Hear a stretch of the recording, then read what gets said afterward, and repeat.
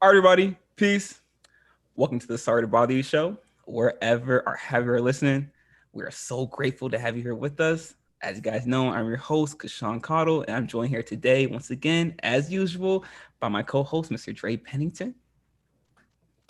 It's so good to be back, y'all. How we feeling? How we feeling? Dre, Kashawn, what's up? how, What's up, how are you bro? doing, man? You Yeah, good, bro? How you feeling? I'm blessed, bro.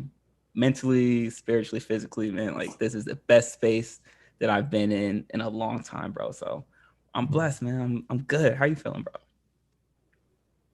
I'm feeling great, bro. Like you already know what happened. Like I'm feeling blessed. I got a clear eye, and I'm ready. Like I'm just on the straight and narrow, man. I'm feeling great. Hey, man. All right, look at our guest, bro. But we have some. Hey, our guest He cannot can hardly wait to contain talk. himself. He can't wait, bro. All right. Go ahead, for Dre. Go I was ahead, not, introduce I, him, I, man. I was about to try and like ignore him for as long as possible to see if he'd be like, bro, are y'all not gonna like introduce me? Bro, I was like, what? No. All right, my bad. Here, look. Guys, we have, I will say this is beyond special. This is one of our brothers, one of our past teammates, one of like, I can't give him enough praise, man. Let me go down the list. One of the top three worst people to argue with. Right. Just because he thinks he's always right. Even if he's wrong, he's gonna say he's right. Damn right. Damn right. One of the most talented people I've ever been around. I will say that also. One of the most intellectual people I've ever been around too. And like one of the people who I've say probably has one of some of the best stories I've ever heard, and also has one of the best stories, just like basketball wise and life wise, man. If you really want to, if you ever get a conversation with him, you're lucky to do so because he's just that great of a person to me. Let's give a very special welcome, man, to Mr. Cheick himself. Wow. That was really good. I'm very happy with that. Wow. Yeah. That was really good. Yeah. We were talking off camera or off before we recorded that I saw everyone having a cool setup. So I have a fake mic and I'm happy to be here. Is it plugged And in, bro? I actually, okay. Well, I actually don't know how to set it up. So yeah, you can just hear me from my headphones. What is up, y'all? I told y'all, goofiest person, one of the goofiest people I've ever met. He threw the ball. And then I wrote, sorry to bother. So I'm happy to be here. This is like, Wait, can amazing. we see that again? Can we see that again, Cheick? Yeah, absolutely. I don't know if you can see it. I even wrote a smiley face. You're about to be another meme in a thumbnail. And I hate that. You know what I mean? It's fine. I've accepted it. It's cool.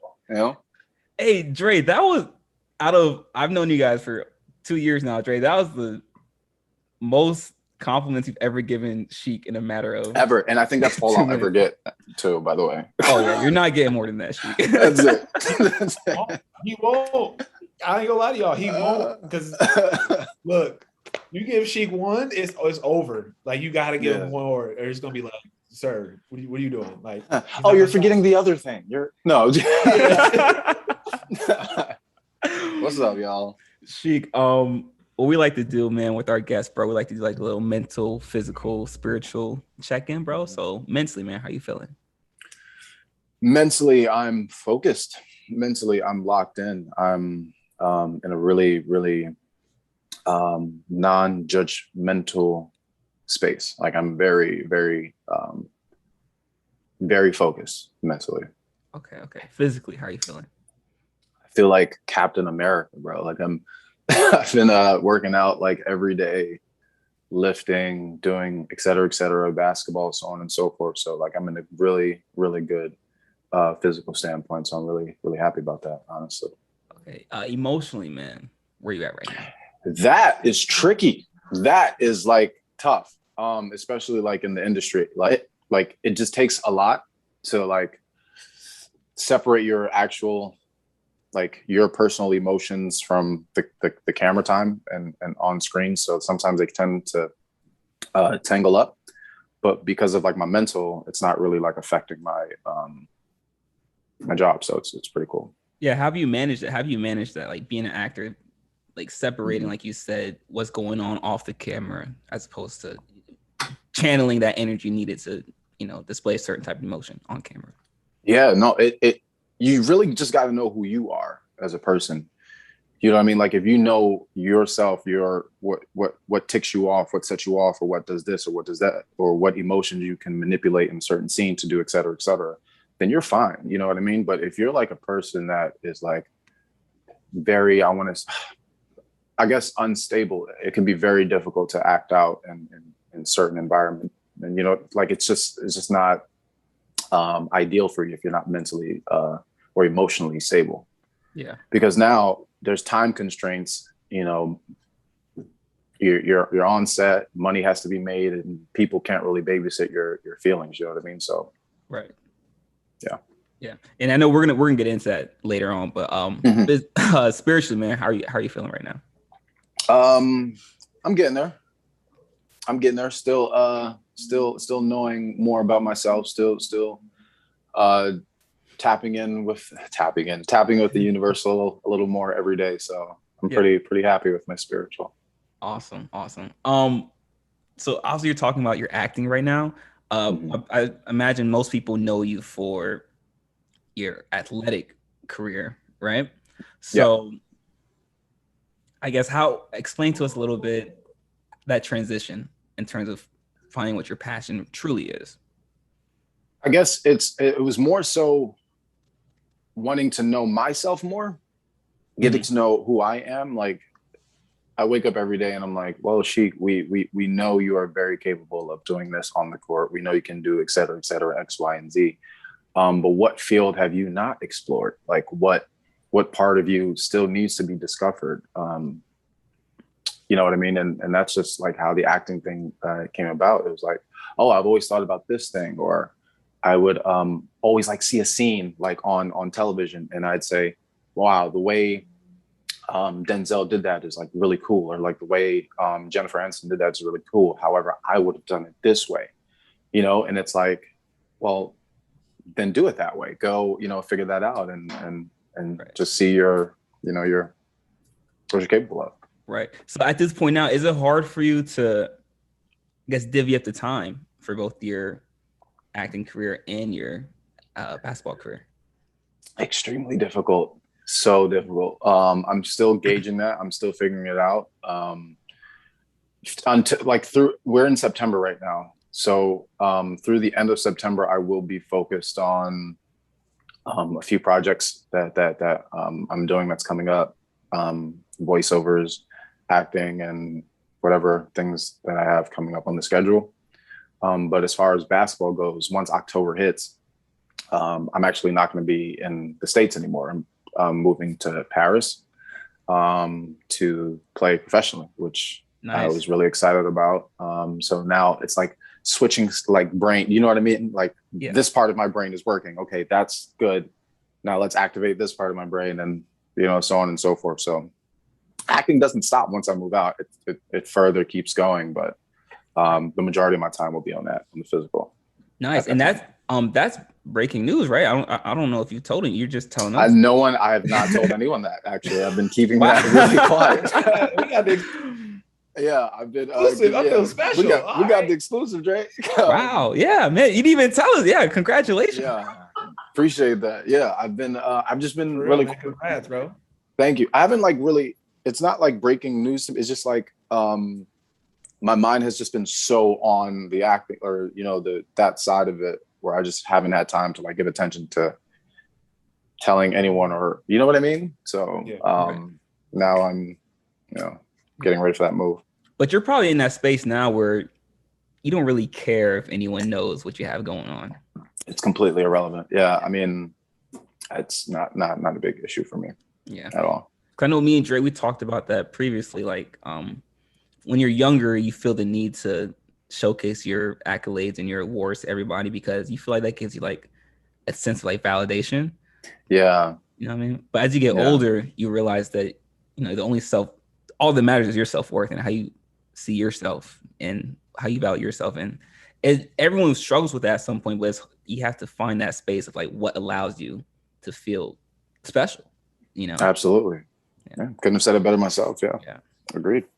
Dre, how you feeling, bro? So it's kind of like Yeah, no. I was gonna say that you bring that up is kind of funny because I think we spoke on it, especially about like, you know how people have like the Instagram posts or the Instagram videos of like where they're committed to, Right. Yeah. Yeah. or the Yeah. schools they get, and we're just and we would, and I remember sitting there, I was just like, well, I was like, why does it matter? I'm like, you just should be able to like put that up and be like, okay, cool, I'm going there, and people are just gonna see you when you get on the court.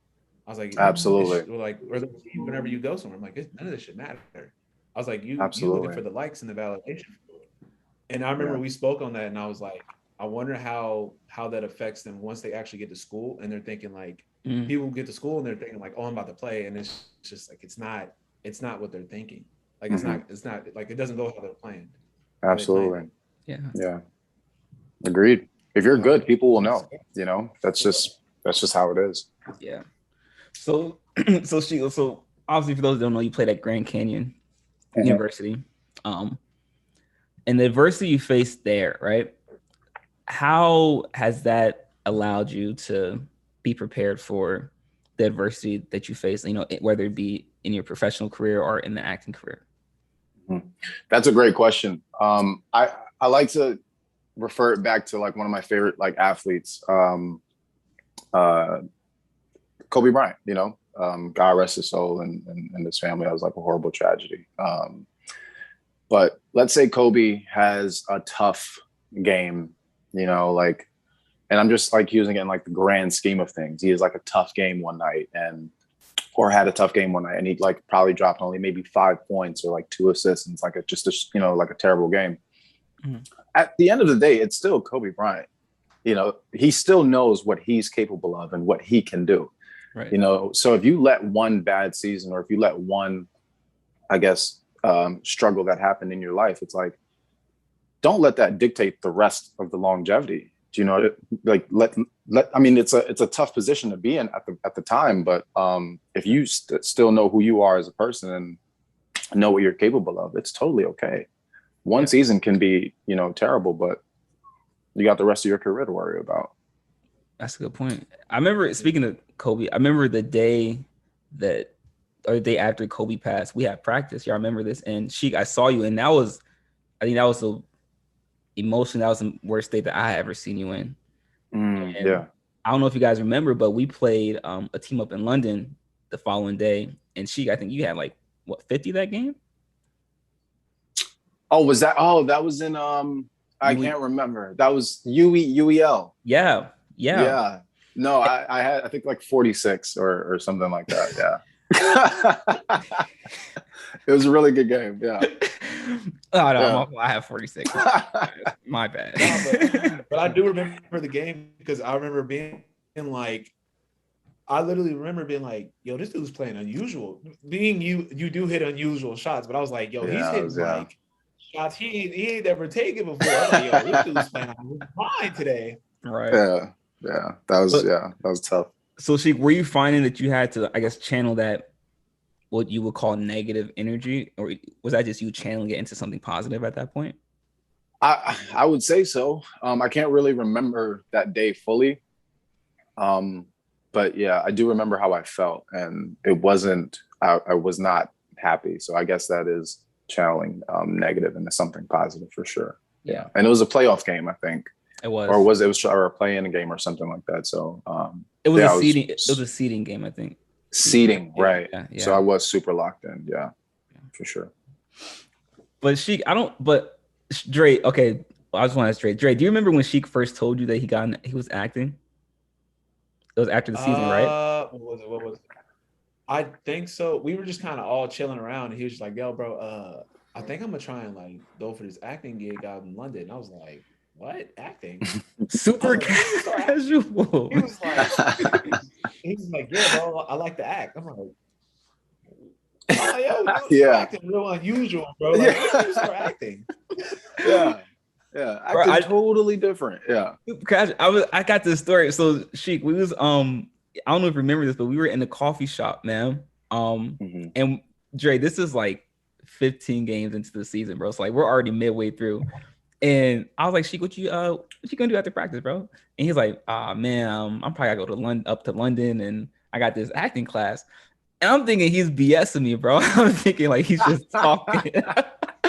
I'm like, nah, really, bro, what you got going on? And he's like, nah, bro, I'm serious. Like, I gotta go up and take this acting class. And I was like, what, man? Like, and the reason I'm telling stories like is because Cheick was so humble about it.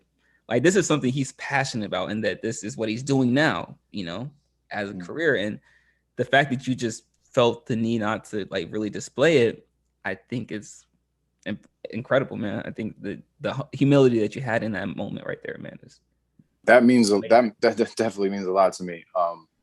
I didn't know how serious I was about it, you know. So at the time, I didn't want to like, and I still don't want to be like, yeah, you know, I'm gonna do this, you know. No one cares, you know. So it was just more so me just exploring like another part of me and like just getting to know and fall in love with myself, and that's an outlet for me, you know. It's therapy as well. Yeah. Would you consider a different type of therapy from basketball, or does it fall in that same sort of? Very different. Very different. Well, in basketball, it's all muscle memory, right? It's repetitive. You have a position, you know exactly what you're gonna do, who you know, what moves you're gonna make, et cetera, et cetera.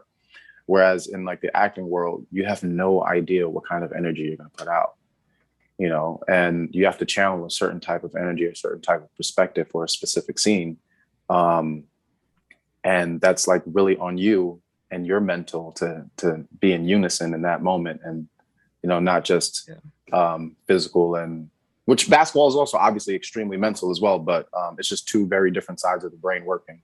Yeah. For me. Yeah. I'll say, so speaking of that, like, so how do you mentally prepare like with basketball than you do with like like getting ready for a difficult scene? I would say that, like, how do you mentally prepare between those two? Well, basketball is just, you know, you step away for a moment, you know, you remember who you are, I guess, as a player, and you just kind of, I don't know, everyone has like their own thing, the way they mentally prepare. I just like stay quiet, and I'm just like, okay, I've been here 1,000 times. I know exactly what to expect. I know, et cetera, et cetera. Just be yourself and you'll be fine, you know? Whereas in acting, it's like extremely emotionally challenging, because what I like to do is like, I like to do method acting. So it's like putting myself or reminding myself of like a situation that I've been through in life to channel for that specific scene. So for example, let's say I'm on stage and like I can feel the heat from the lamp or from the stage lights, right? Now I'm instantly brought back to me being at a holiday market in London, because I recall the heats of the heat lamps of me walking by. So now I'm channeling like a good or nostalgic feeling, you know what I mean? So it's taking different parts of your life and like applying it to a specific situation. Wow. But you're not able to do that unless you're completely aware of what's going on in that present moment, right? Because say, for instance, like when you were at that holiday market, if you weren't in that present moment, you can't be aware of the heat energy that you're feeling. So now, bingo, in the future, you can't channel back to that, right? That's right. That's spot on. And yeah, acting is not just, you know, like the way you said it, it's being 100% aware and being in the present moment, you know, taking all that emotion, taking all that, you know, that experience, and like being able to like say, oh, this was amazing. I love this, and manipulating it for a later date, which is like kind of wild to me, but I love it, you know? So I guess at what age did you really say, I can do this? I can do this acting gig. Oh man, like at a really young age. Like I never told anyone, because it was like, clearly, Cheick, he's a hooper. Yeah, I didn't tell anyone. It's like, yeah, no, Cheick's a hooper. Da da da da. And I just kept hearing like whispers and et cetera, from, you know, different people from different walks of life saying, hey, why don't you should give it a chance, at least attempt it. But I've always had that confidence in me, believing that I can help portray someone's art, someone's vision, and help bring it to life. So at a really young age. Do you feel like you struggle with that image issue? Like you were saying, everyone portrayed you as the hooper, the 5-star athlete.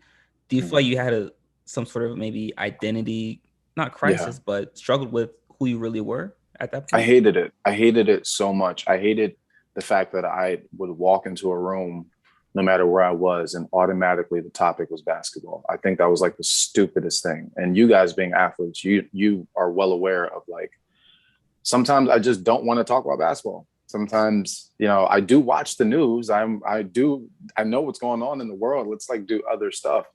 Yeah. But then that kind of like backfires in a way because I'm almost not giving the respect that basketball deserves, and which I am starting to realize and understand. Like basketball has given me a lot of opportunities, including acting. So Right. I need to, you know, be more aware of the fact that these guys, like, this is the sport that actually gave me the confidence to be able to do that. Right. And it's funny you said because you think of guys like Michael Jordan, right, and Tom Brady. Those guys are comfortable and okay with being 100% locked in into their craft, into their sport, right? So why can't we find a balance where for it to be okay with being 100% locked in to your craft, but also when you step away from that, why is it not okay for us to have another, I guess, avenue or another variable to be tapped into? Um, wow, that's a real question. That's You a know what I real deep mean? one. Yeah. That's a question that I don't have an answer for. But the way I see it as coming up in like a Black community, being one dimensional was almost something that was expected for, you know, each and every one. I'm from Harlem, you know, so it was like kind of expected to be like, yo, you're either gonna do this or you're gonna do that, and that's it. You know what I mean? And we're gonna meet back on the block every day and we're gonna do this. But but it was like no, I don't want to. You know, I have more than one thing that I'm capable of doing, and watching people before me, like it sounds kind of funny, but people like Kanye West, watching him growing up, where everyone was listening to 50 Cent, I was listening to 808s and Heartbreak. Best Like, album of all time. I love it. It's my favorite album. He made it okay to be vulnerable. He made it okay to say, yo, no, you can do something else and like, yeah, be totally, you know what I mean? So I don't know. Yo. Oh, Dre, were you not agreeing with that? No, I don't know. Dre was Because I rooting don't for even 50. know. 50 was my dog, but nah, bro, my favorite, one of my, like I said, my top 5 favorite album of all time is The Graduation, and that's what I think is his best album of all time. That is an amazing album. Yeah, and that was the whole intellectual album, and like you was the backpack kid, like Absolutely, backpacker, like all that backpack rapper. I was like, this is dope. I was like, yo, yeah, this is something new. Cheick, I want to ask, like, other than just Kanye West, who's someone else that like inspires you to just be different and be like, I want to dabble in like all different types of lanes, and I like once I figure out, you know, the like basketball and acting, like I know I can excel at both at the same time. Like, who inspired you to do that? Yo, it's crazy because like the person that like inspired me to do that, it wasn't even like a real person. You know, it's an anime character, like an animated character. Samurai Jack. I don't know if y'all ever watched. Come on, bro. Yeah, That's my favorite anime. That's yeah, my favorite anime. Yeah, Samurai Jack. Specifically, there was one episode I was watching when I was like 7. I can't even remember, 7 years old. And it was the first episode of Samurai Jack. And I remember, I think it like premiered on like a Friday night or something like that. And we have this like elite, for those who don't know, we got this like elite samurai who is like amazing at like a lot of different things. But the initial episode, for the guy to get to that level, he was taking bits and pieces, or I wouldn't say taking, but learning from different cultures before he, you know, became the person that he was today. So he was learning how to, you know, run and box in Africa, learning how to throw arrows, or et cetera, in New Zealand, and so on and so forth. So I kind of like used that specific model over the last however many years, saying, hey, let's not just do basketball, right? That's something that you are good at, and it's something that you should continue to work on. But there's other, you know, paths in life that you haven't discovered yet, and you don't even know if you will like or will not like, you know, a lot of the things that are attributes that you're trying to, you know, cultivate. So It's just being as versatile as possible, not being boxed in. Yeah. It's 2 points for Cheick.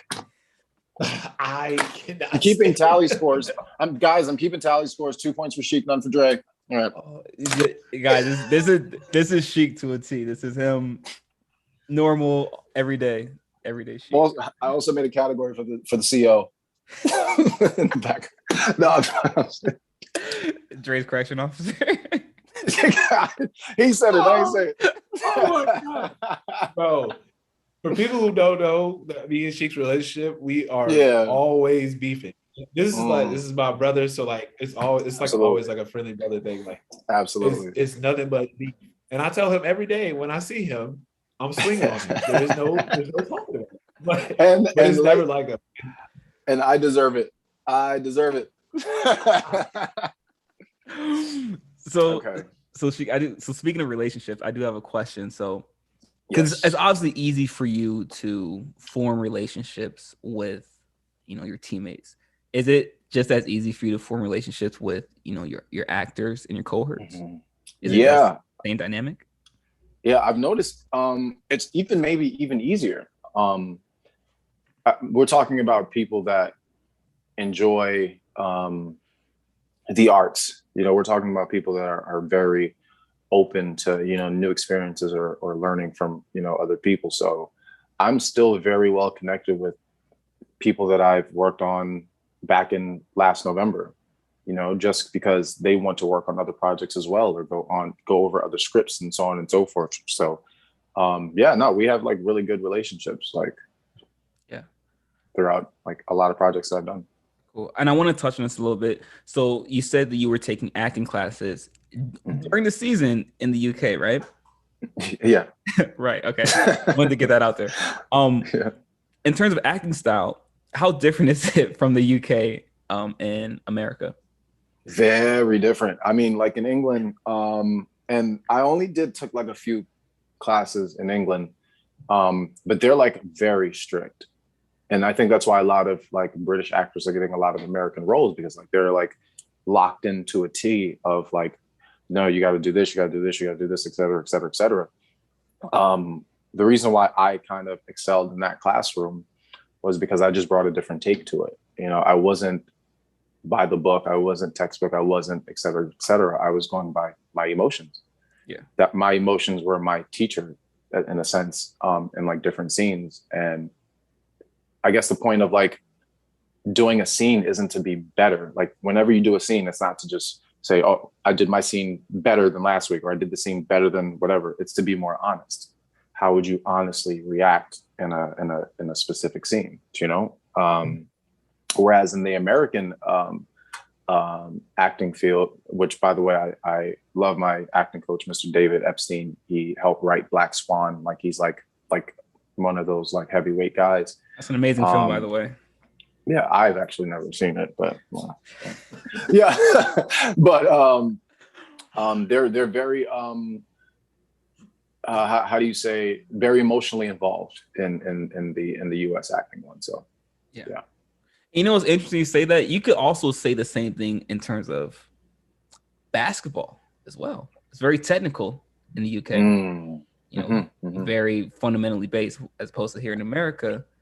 A lot of freestyling, New York absolutely guy, a lot of handle moves, a lot of dribbling, a lot of like you would say freestyling or ad-libbing. Yep.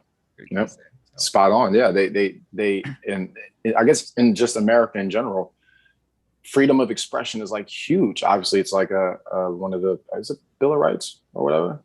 Or whatever, freedom of expression, freedom of speech, right? Or whatever. Yeah, I know. Yeah, whatever. But I think that's like one of the biggest fundamental differences. So yeah.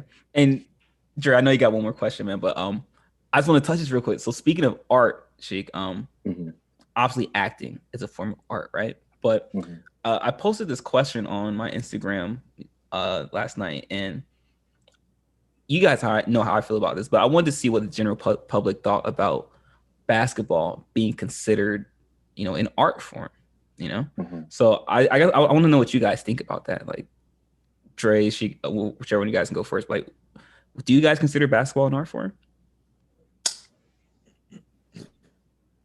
Is Dre gonna go or am I? Whoever I was. was waiting on you. We Oh, always yeah, let yeah, guests, yeah. guests go first. Okay, yeah. I for sure consider basketball an art form. I mean, yeah, but it depends on who I'm talking to in the room. Okay.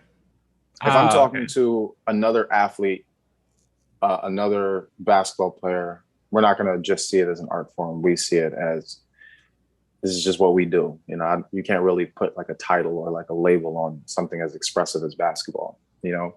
But if I'm talking to someone that wouldn't really understand the game, I would use it in the sense of an art form. I would say the beauty of it, I would, you know, actually, I guess, break it down to a T to someone who doesn't know what it's like from the outside looking in. And yeah, that's pretty much how I feel about it. Okay. Trey, what do you think? I think it's an art because it's like basketball is it's so like you kind of express yourself so much in it, especially like depending on the play, even depending on the player you are, like tells so much about you.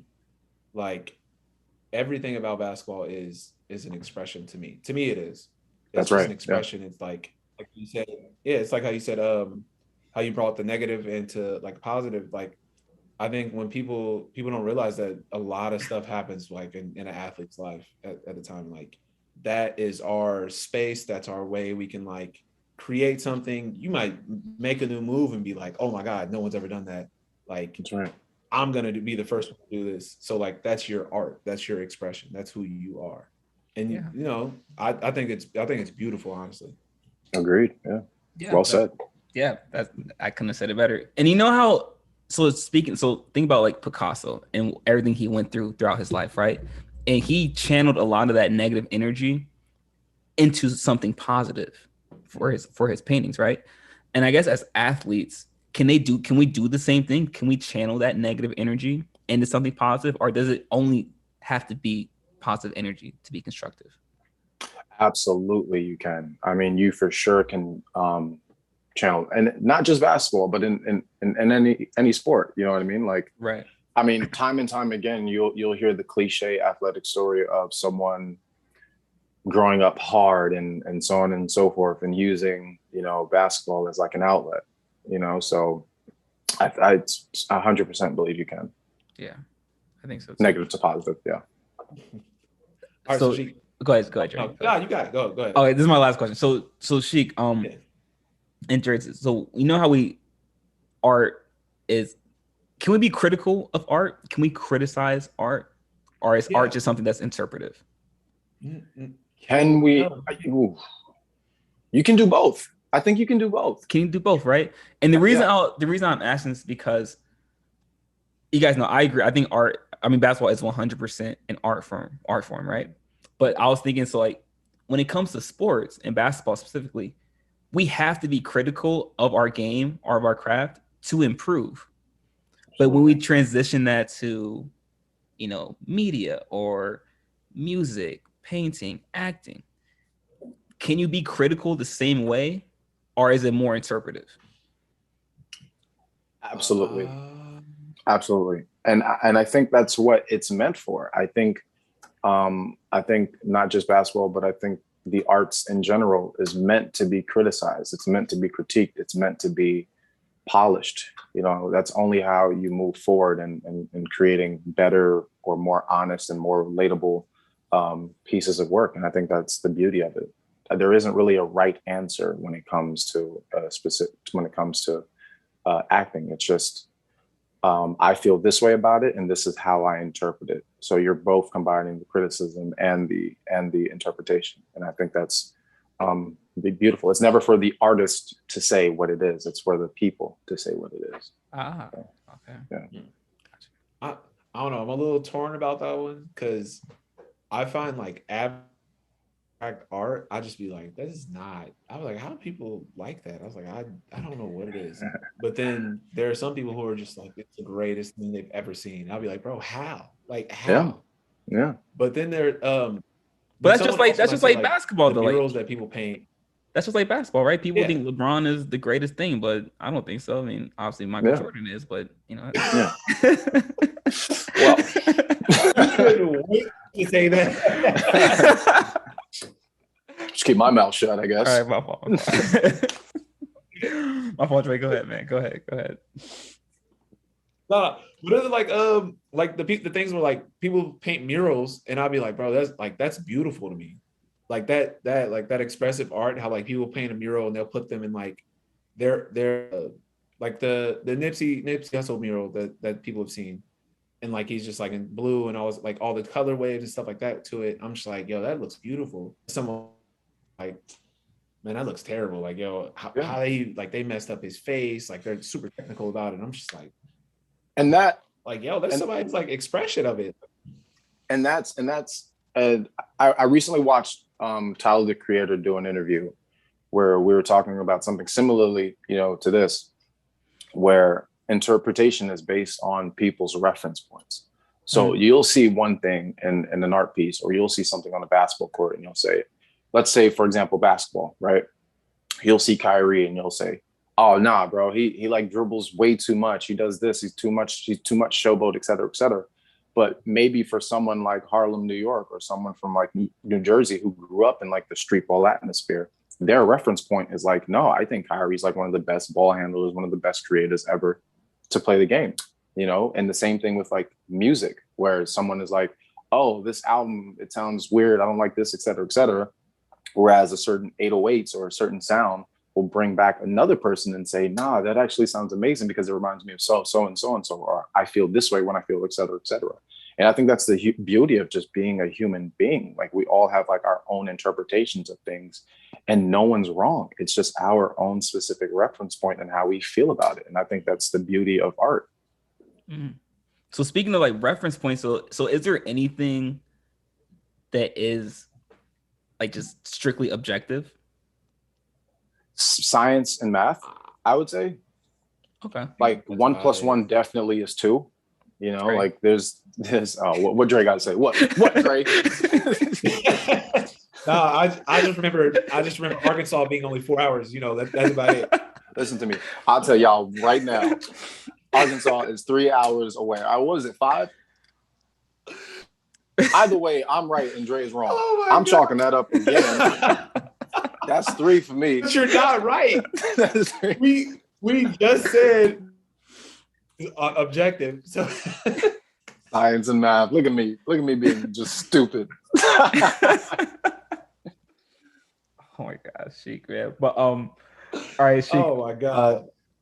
Go ahead, Dre. No, go ahead. This is your question. Go ahead. No, you got it. Because he's I'm about to fight him. I can't wait to come to New York. I swear to God. We'll talk off camera for sure. All right, I'll keep the peace between you guys. Cheick, what has been your most strenuous and rigorous film set to date? Ooh.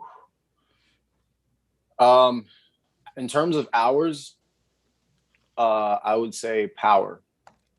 So when we did Raising Kanan, book 3 back in November, I got on set at 2 p.m. And we didn't finish, like including makeup and et cetera, et cetera. We didn't get out of there till like 4 a.m., which was like insane. But they pay you double past a certain point, which is like awesome. So everyone's like on set, like fine, whatever.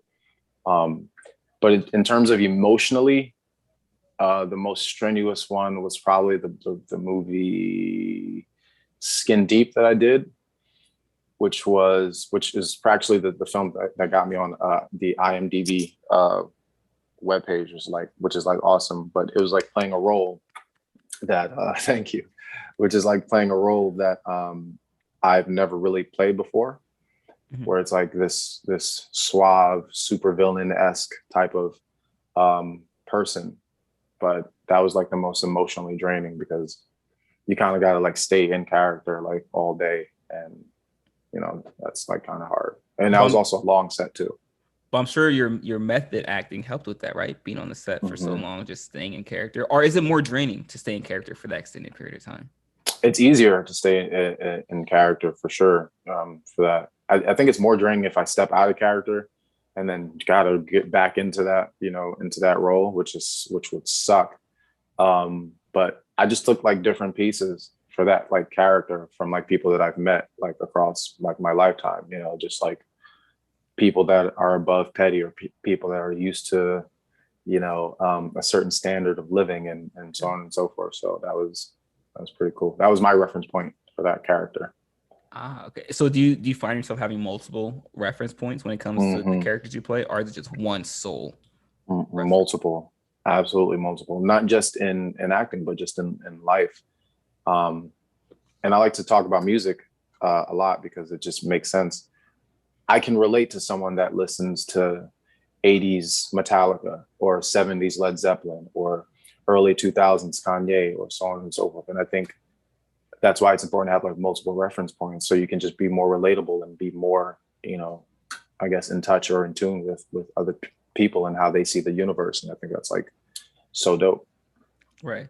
And we touched a little bit on how early on you struggled with the image of being a 5-star athlete, but really had other passions and other avenues you want to express yourself through. I guess, do you think your story and what you've gone through and where you're at now today can have a positive impact and influence on the children in Harlem today? Absolutely. Absolutely. But you know what? Harlem is like, we're at a phase now in Harlem where it's like cool to be different, where it's like, like everyone's like doing their own thing. And and I would say it's because of like, I guess the Harlem heavyweights that, came in like the early, I want to say 2000 or mid 2000s, like ASAP Rocky and, people like that, making it okay to like be yourself. That's like, that's pretty dope. And as far as my story goes, for sure, I definitely hope that people will look at my story in Harlem and say that it has impacted them in a wonderful way. Yeah. I'm still writing it, so I don't know how this ends. Love it. Love it. But go ahead, Trey. Go ahead. I was gonna say, so like my question is with especially with acting, because I've never tried acting. I don't know how hard it is. I just like I'm a movie enthusiast. Like I love movies. I love going to the movies. I love like watching them. Like, what would you say? What I'm trying to ask is, what actor would you say is like you're just like, wow, like every time they're on the screen, you're just like, oh my god, that was amazing, and people don't understand why it was so amazing. You have to like, break it down to them. I'm glad you like. What actor have you for? Yeah, I'm glad you said that, because for me, it's not just one actor. It's usually like a specific thing or a specific niche that an actor has that I look at and I'm like, wow, I'm like floored every time I see that. So for example, I would look at Michael B. Jordan's stage presence, where he doesn't have a lot of lines, but his body language, he knows how to speak with his body and with his eyes. Angelina Jolie's poise, Whitney Cummings's cunning, like, you know what I mean? Like, it's like, I look at these different pieces and I'm like constantly floored every time I see them. It's like, I don't know, I can't really just pinpoint one thing, because I study each and every one of these people, and I'm like, well, I would love to add that, to my, resume as well. So. All right. So like, what do you say about like, because one of the movies that I say is I love, because I think that the acting was top notch and was like, I don't know if it could ever be done better than, and it's kind of funny that it's like a DC movie, actually. It was the second Batman. So like, wow, yeah, Dark Knight Rises. So like the Joker part of it, yeah. Oh, the Christopher Nolan trilogy. Okay. Gotcha. So like, how do you look at something like that and like critique it in my eyes, like specifically the Joker role? The Joker role, man. You know what? I can't. Anyone can critique it, right? Like, the film is meant to be, produced for anyone and everyone to see it and say however they feel about it. But specifically, Heath Ledger's role in Joker was like, obviously Oscar-winning performance. Like, it was just a completely different spin that no one has ever seen before played on like the Joker. You know what I mean? Like, very anarchist, very it was just above and beyond. So as far as critiquing goes, I personally feel like I'm not honored enough to like, I'm not worthy to critique that role, but it was like phenomenal. So I agree with you, bro. That is like a solid thing. The movie for me though, that I would say that is like, anything Christopher Nolan does is like, you know what I mean? Like you can't really, that's amazing writing, like, or whatever, you know, process that he does. But for me, it would be Interstellar. Interstellar was the only movie that I saw that I didn't know how I felt after the end of the movie because it was so good. Like, I mean, people were leaving the theater. Some were crying. Some were like pacing back and forth, trying to figure out what they just watched. But everyone was just hovered around the theater, like trying to like figure out what just happened. And whenever you can make someone feel emotion like that from your work is like amazing. So I guess when you're doing that process, I guess specifically for the writing aspect, are you forcing that? Are you telling yourself, okay, I'm trying to make something that's going to make people question how they feel, or is it just more organic where you say, I'm just going to put this out and however people feel is how they feel? Organic for sure. I mean, when you force something, you can almost just tell. You can tell when something is just like not organic, or when it's just like, this is just a ticket. Like he's just trying to make more money, or this girl is just trying to make more money, et cetera, et cetera. Whenever you're just like putting out what you feel and putting it out into the universe as organically as possible, the universe will receive it. And that's just what it is. You know, they'll let you know, I guess. Sure. Speaking of Heath Ledger though, Heath Ledger was doing method acting, right? On that set for The Dark That's Knight, right. if I'm not mistaken. Okay. That's right. Yeah. Very difficult. Ask, like, is that scary? It's like, speaking of the Heath Ledger, like, could that be a scary thing to do? Just being in that role that whole time, that like method of acting the whole time. Right. Because I see. Yeah. Because obviously, you know, I didn't know Heath Ledger. I have no idea what, you know, he was going through in his personal life, or for him to get to that level of,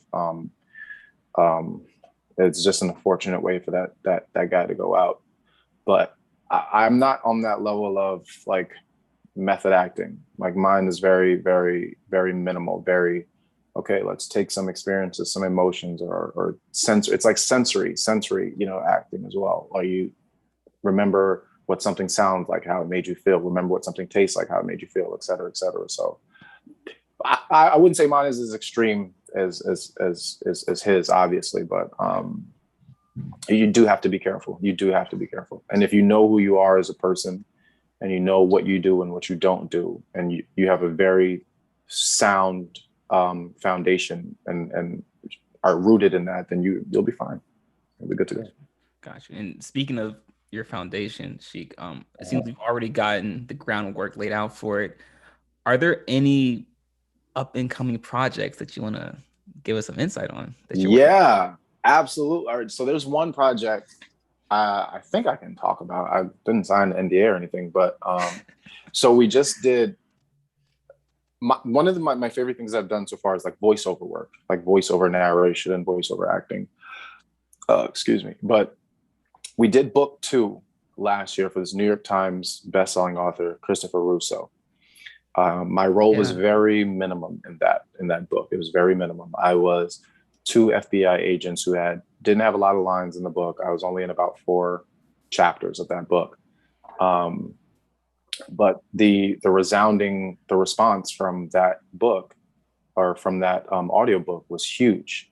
And a lot of people that read the book, or like, you know, listened to the book, wanted my role to expand. They wanted more of Leroy Havens and I can't remember, Jackson Hayes, I think, or whatever, Jackson Robinson, to have more roles in the upcoming book. Yeah. So I got a call 2 weeks ago from my voiceover guy, and he was just like, "Hey, like, you were supposed to be written out of the story. Like, you were not supposed to be, like, we were supposed to be done with, like, our contract was just one book and you're done." Right. But because of the response, or the overwhelming response from people, we've given you back your role, and we're giving you 20 plus chapters to be in the next book. Wow. Yeah, it's insane. So we've been doing, I don't know when the book is going to come out, but that's what I've been like currently. A lot of my energy has been going towards. I'm talking like, I mean, 8 a.m. to like 4 or 5 p.m. just doing like voiceover work and so on and so forth. So yeah, that's probably the project that I'm most excited about right now. Everything else is like literally up in the air. Anything could happen in the next few days or next few weeks while I'm still here. So yeah. Do you find it's how emotionally draining is the voiceover work as compared to, you know, live action? I wouldn't say it's I wouldn't say it's emotionally draining. I would just say it's vocally draining. Okay. Definitely vocally draining, because I have to, it's 2 different voices for 2 different characters that I have to do. Right. And the scenes where those two voiceover, those 2 characters interact, I have to switch from a high pitch or whatever pitch to like a lower pitch within that same split second. So it's it could be a little tedious, but it's you know, I love to do it, so it's fun. Yeah. I know Dre's been waiting to ask this question to Cheick, so I'm gonna let Dre take this one. Would you go on this? No, I'm not mentally disabled, Dre. No, I can't. I don't know.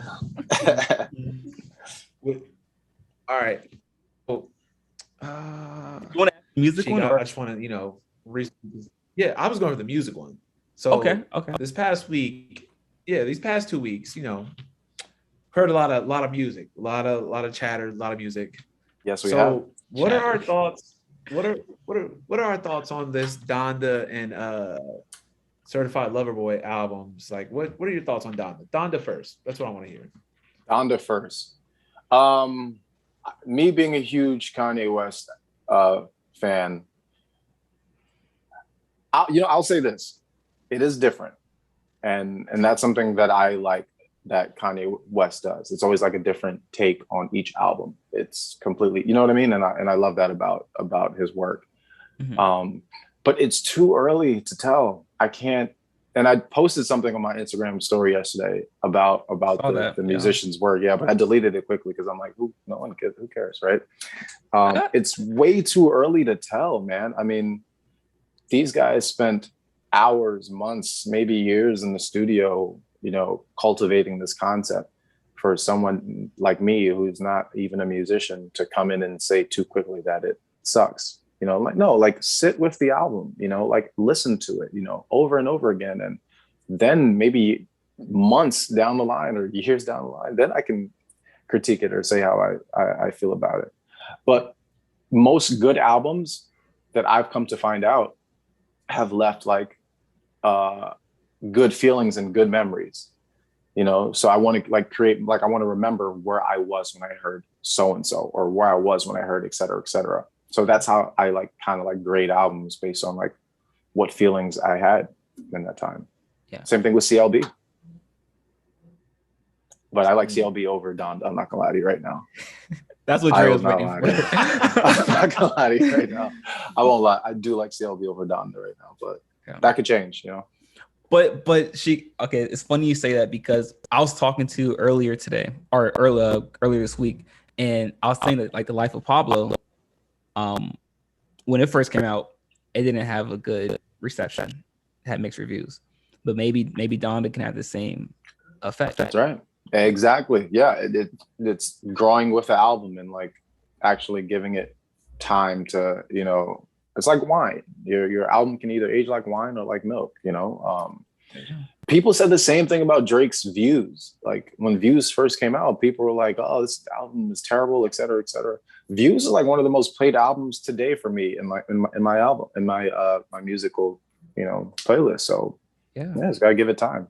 Yeah. And that's why Kendrick, I think, is not putting out work. I think I feel like he realizes that people are just like consuming and not actually sitting with the music, like sit with the music. And I don't know.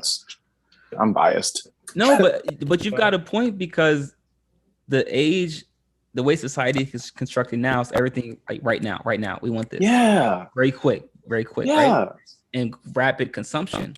And think about like TikTok. It's like they're like 10 seconds. Yeah, if that, maybe. If that. And so like we Yeah. want quick consumption. And so that trickles over to when we analyze and critique music. Like, okay, we sit down Agreed. with it. And some people don't even finish the whole album. They'll listen to the first 5 songs, like, okay, I'm not rocking it. Yeah. Or listen to like the first 3 seconds of a song and go on to the next one and so on and so forth. We're a very, not to be that guy, but we are a very dismissive generation. Like we are just like, okay, if this doesn't give me immediate satisfaction, if it doesn't make me feel instantly better, then I don't want it. And it's like, well, then that's just not life, you know? Like you'll always just feel okay. You know, if you don't, you know. Like, but like you talked about earlier with reference points. When I think of Kanye, I always reference his first three or 4 albums, and I'm just like, yo, I don't think I'm gonna ever get something like that back again. Because like you said earlier, I remember sitting getting on the bus, going to school to the graduation in 07, 08. I remember every single track and how I was just like, yo, this is going crazy. Like there's anything out here that's better than that. Yeah. And I like once you said it, I'm like, yeah, that's kind of crazy. Like I actually do remember that. But I think it's just like, especially with Kanye, like people hold him to such a high standard for music. It's just like, bro, I want you. Your first song has to be amazing and blow me away. Like that's what I expect from Kanye. Which sometimes you don't. That's not him. Yeah. Like sometimes it takes. Like I will say, the Life of Pablo took me a little bit to like listen to, and I had to go back and listen to it. And I was like, yo, this actually has like one of my favorite songs from him now is No More Parties in LA. One of the so good. Yeah. So good. Yeah. Yeah. Where I was like, yo, he is spitting bars on this. Like he's killing. And I think that's the problem. So I think that's the problem with being like that musically talented or musically gifted, or just being that talented in general in anything. Like people will always like, for example, like the early years of LeBron, you know, people are going to be like, yo, he was like doing this, he was doing that, et cetera, et cetera. And then compare it to like LeBron now. And I think that's just like, if you're amazing at what you do, they'll always use you versus you, which I think, have you guys like realized that? Like they'll always compare like the old you versus the new you, which I think is the ultimate compliment of being on top of your game. You know, well, because there is no other competition besides yourself. That's it. And that's incredible. And I feel like as creators or whatever we're doing as athletes, I think that's what we should all strive for. You know, being better versions of us every time we you know step onto the court or you know on set. Right. And it's funny you say that, Cheick, because like you said earlier today in the show, like you're not worried about what other people are saying about you or how they're viewing you, how they're judging your work. Like you're in such a space where that you're focused on you and your results, and that's it. And I think people that are extremely gifted in their craft, like you and Dre and you know other pro guys, like you guys don't care about anyone else. Like you said, you're only comparing you to the person you were yesterday. That's it. Yeah. That process just goes on like that. So like guys like Kanye and Drake and K-Dot, Cole, Tyler the Creator, they don't really care like how we feel about the music. Like that's it. And I think that's beautiful. Like for example, I was on set. I'm sorry for the sirens. I do live in New York City. It's New York outside. I see. Yeah, but I was on set, or I've been like several sets throughout like the year, and I take it as like the biggest compliment when people are like asking me, how long have you been doing acting? How long have you been in this field? And when I say like only like a year, they're like taken back. They're like floored, like, wow, like your mannerisms, your niches, everything is like so polished. That's because for years, it's just been me focusing on me and how to do, et cetera, this and that. So yeah, I think that's focusing on who you are as a person and trying to better yourself is probably one of the best services you can do to yourself. Yeah. And allowing yourself time to cultivate your gifts. Absolutely. Yeah. So I was gonna say, so by the end of the music year, who do you think which one do you think you'll like more by once you give it so many spins? Will it be Don or will it be Certified Lover Boy? That's a good man. That's a solid question. The only track that what were you gonna say? Because I was gonna say, because I'll definitely say like what was it? My Beautiful Dark Twisted Fantasy. I had to go back and listen to it because I didn't like it at first. Okay. And I will say it grew on me where I was like, oh my God, this is amazing. Yeah. And I can say the same thing about Kendrick's To Pimp a Butterfly. And now I'll say that is probably one of the greatest albums I've ever heard. Best album of the 21st century. Incredible. Yeah. It was incredible. Right now, the only track that I'm rocking with on Donda, and I hate to say that, but is like Jail and Jail Part 2. I'm like a huge like fan of that. But the thing about Drake is like I'll always like spin his music because it's like very catchy. Like it's just very, you know what I mean? Like it's meant to be played by the masses. And honestly speaking, I think I'll just be playing CLB a lot more than Donda. I feel like I got to be in a specific space to like listen to Donda, you know? Right. Whereas in CLB, I could just be anywhere and like be like, oh, I feel like listening to this, or you know. So right. And I think that's why it doesn't make like one album doesn't have to be better than the other. It just depends on the space that you're in. Mm-hmm. But like because human beings, like we're naturally creatures of order, right? So like that's why we like comparisons, because comparisons allows us to say, okay, this is 1, this is 2. And it establishes that order. So that's why we naturally like to do stuff like that. But like you're saying, if you're able to just take time and reflect, understand, and accept what each album is or each piece of art is, then you can see it for what it's meant to be. Spot on, yeah. And I do the same thing with, I think when we were in England, there's a song that played a lot. It was called the England people, well, not the English, the English people, for the layman term, they heard the song Pumpy several times. Like it was old by the time we got out there, right? But I always associate England with that song because when I first heard the song, I was in the club, I think with you guys, and the energy in the room was electric, you know? So whenever I need to like go back to a space where I'm like, I need to pick me up, I want to feel good about, et cetera, I'll play Pumpy, you know what I mean? And that's what I think we should, or I do with music, you know? Yeah. So. No, well said, brother. Love it. Yeah. Love it. I'll chalk that up as another point for me, actually. Oh, how? Yeah. At this point, I got 5. You know, I got 5 points. I think Dre, I'll give you 1 because like you're awesome. What about his CO? What about his CO? How many does? Well, he's locking up Dre, so he gets like 3. Yeah. So that's awesome. Yes. Oh my gosh. Oh my God. I love you guys, man. All right, awesome. all right. My last question, and then we're gonna let you go.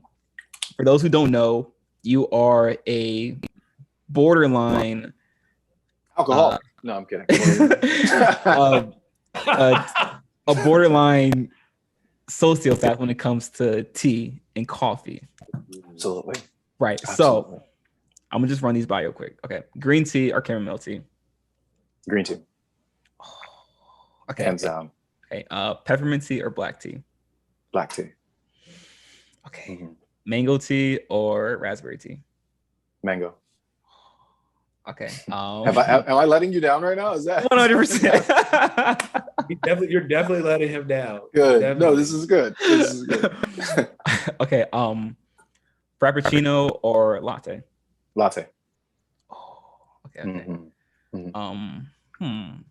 Those are really I would say Frapp if I was like 16. It's like 16. 16, I'd say Frappuccino or latte. I hope he went over 4 on things you agree with. It sounds like I went over 4. Is that what happened? Yeah. Jeez. It's cool. Like that. It's like love and toxicity, right? Yeah, letting people down every day. That's what we do. You know, that's how I function. You know, yo, I've let down Kashawn so many times in England. I'm like a fan of it. Like it's great. It's great. At first, I was like, bro, I don't know how I'm gonna be teammates with this guy, man. Bro. Ended up being one of my closest friends, bro. Mm-hmm. Yeah, bro. If you guys just accept the fact that I will let you down, we will go far. Fair enough. But she will always be there to support you, man, no matter. 100%. 100%. Yeah. Dre, on the other hand, that's up for debate. always there to support. Yeah. But I don't know. Letting you down. I've already sent the SWAT to Minneapolis, so they're en route. What is Draymond? What is Draymond doing in Minneapolis right now, bro? Who knows? That's a great question. I don't know. Oh no. Curious. We might have to discuss that off camera. I don't know. Okay. I think he's doing promo. He's doing promo for the show right now. Promo. Good promo. Speaking of, bro, I got to get some of this Sorry to Bother gear, man. It looks sick. Yes. Cheick, for you and all of our other guests, you guys can go to www.sorrytobothershow.com. We got all of our merch, all of our latest episodes, all of our exclusive content on our Patreon. It's all linked to our website, so be sure to check that out as well. Oh shoot, wait, I'm doing a promo before we. That was a plug. I love that. That was a plug. I love it. Thank you, Cheick. But Cheick, man, it was such a blessing having you on the show, brother. Like, you know the love, man. We love you, bro. We really appreciate it. What we like to do, you already know. Before we shut off, we like to give some shout outs. So if you have any shout outs that you want to give, man, go ahead and shout outs, man. Well, thank you. Love you guys too, obviously. This shout out is for like literally any and every Black minority creative that's working right now. I support you through and through. Like what you guys are doing with the Sorry to Bother podcast is literally fucking amazing. And I'm like, I love that. You know what I mean? Mainstream gets all of their ideas from, creatives, such as yourselves, and just keep setting the wave, man. Keep being the guys that dictate what's cool, what's not, and I love that. So shout outs to you guys, Thank you. Absolutely. And shout out to the. No, I ain't even gonna say that. Never mind. I was about to shout out a shorty I met in the club like 2 nights ago. That's stupid, so I'm not gonna do that. I was about to say that. Well, I thought you was past that point in your. Well, let you down again. So I'm gonna chalk that another point up for me. Yeah. Oh my God. Hey, Dre, you got any shout outs you want to give?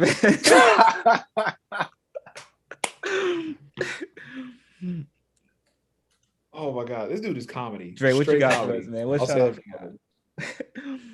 got? Shout out my boy, Lord in the Stitch, man. He designed some stuff for me the other day. I'm gonna bring it on the next show we have. Looks amazing. Can't wait to wear it. And shout out to the fans for always being there for us. Yes, absolutely. Like Dre said, shout out to the fans. None of this is possible without you guys, and your support is always welcome and greatly appreciated.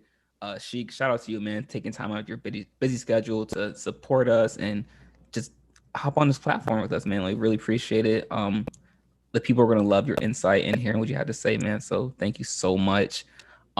Shout out to the Black House Art Experience off Northwest in Washington, D.C. They put out some really great content, and they're providing a space for, like Cheick said, Black creators and artists to really showcase their talent. So shout out to them as well. And hey, man, shout out to us. Give ourselves a pat on the back. Absolutely. Man. Absolutely. Self-love, man. Self-love is important. Don't give him nothing. That's all right. I'll just be here on my mic talking my shit. So. Yeah. Love it. Not even. It's just the mic, the hand, the arm, guys. For those who don't know, it's just the mic arm, so it's not even plugged in. Yeah, I'm still figuring that out. I don't know what This is interesting. It looks really expensive, so I'm not gonna fake it, bro. Fuck around with it too much. Fake it till you make it, man. Broke that mic. Yeah, absolutely, and that's what we're gonna do. Oh my gosh. But also, guys, like I was saying earlier, if you guys want to check out some of our new content, purchase some new merch, go to our website, www.sorrytobothershow.com. We're also linked to our Patreon channel, so if you want to get some exclusive content, check it out right there. If you haven't already, subscribe to us on YouTube, Spotify, Apple Podcasts. We're all on all streaming services. We'll be back again next week with a new episode, guys. So continue to stay safe, be vigilant, make smart decisions, and until next time, guys. Peace.